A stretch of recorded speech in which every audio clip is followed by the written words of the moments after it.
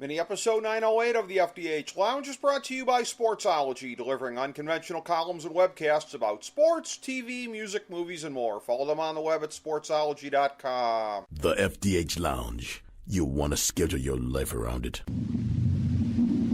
A long time ago, on a gloomy, wet Cleveland spring night, two men stand alone amidst the late-night drizzle.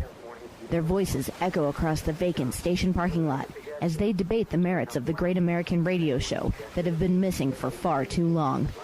On that night, an idea was born. That idea became the FDH Lounge.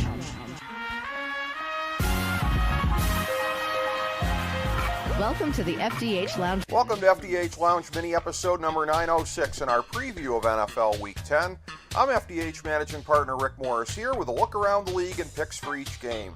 I was 6-8 last week, 2-1 on my big three, and 1-0 on my lock pick, bringing me to 70, 72-2, 16, 13-1, and 6-4 on the year in those categories. 4 teams are on the bye this week: Indianapolis, Carolina, San Francisco, and the New York Jets. Thursday night could see a playoff preview when Pittsburgh hosts Tennessee, laying a touchdown up from 6.5.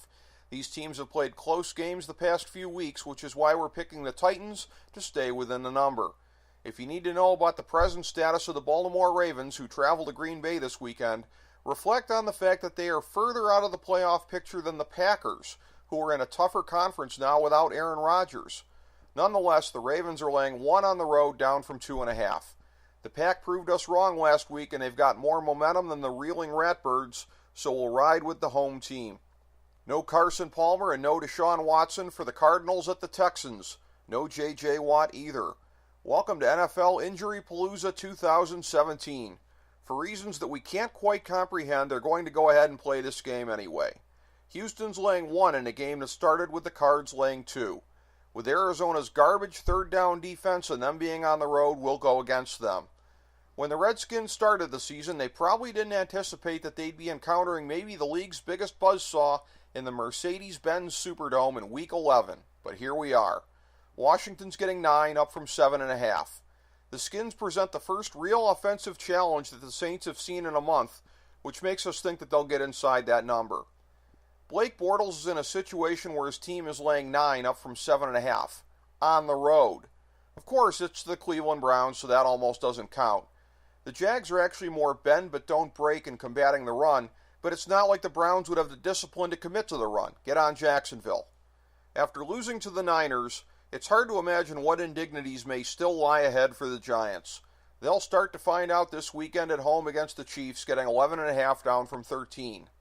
Oddly, the Kansas City defense presents something of a get-well opportunity for New York, so we think that they'll sneak in through the back door.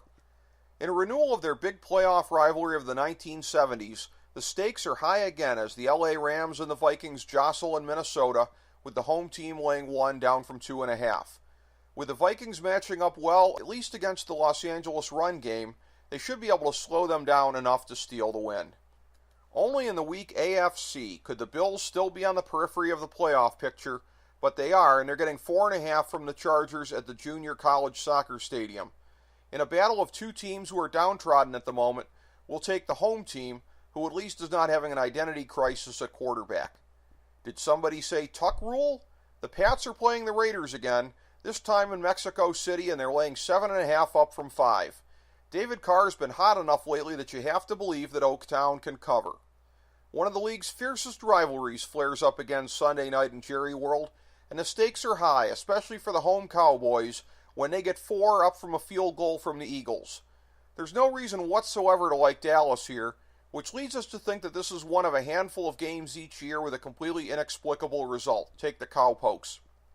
2 of the last 3 NFC championships have belonged to the Seahawks and the Falcons, although it now seems a bit of a stretch to think that either will get another one this year. Seattle's laying 2.5 at home Monday night.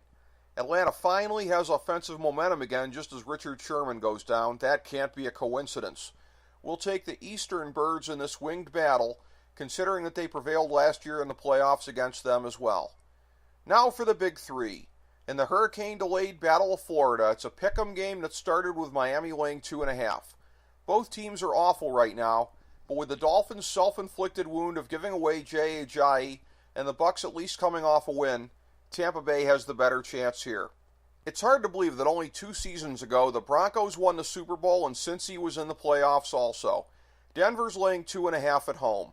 With both passing games in the crapper, the fact that the home team has an easier matchup on the ground is all the reason that you need to take them. And here's the 1,000-star gold-plated lock of the millennium for NFL Week 11. The Bears have already fallen out of true playoff contention in the NFC, and the Lions are hanging on by a thread. Detroit's laying 2.5 on the road, and they're unlikely for a letdown game before Thanksgiving, since they already had one for most of the game against the Brownies last week, so look for them to cover. Thank you for tuning into this mini episode of the FDH Lounge. As we bring the show to a close, we would like to extend our deepest gratitude to NBC, CBS, ABC, Fox, all Clear Channel affiliates, TNT, TBS, USA, UPN, Deadspin.com, YouTube.com, YTMND.com, MySpace.com, various blogs, Fox News, CNN, CNBC, MSNBC, IamBoard.com, Billboard.com, Google.com, ESPN, ESPN2, ESPN News, ESPN Classic, NBA TV, NFL Network, Sports Time Ohio, Athlon Magazine, Comedy Central, Cartoon Network, The Boomerang Channel, QVC, BET, The Spice Channel, Steno Notebooks, Manwich, Papermate Office Supplies, waitresses, strippers, bartenders, garbage men, janitors, microwave popcorn, the writers of The Office, Scrubs, Entourage, My Name is Earl, Oz, Metalocalypse and the Boondocks, Aquafina, and The Periodic Table of Elements.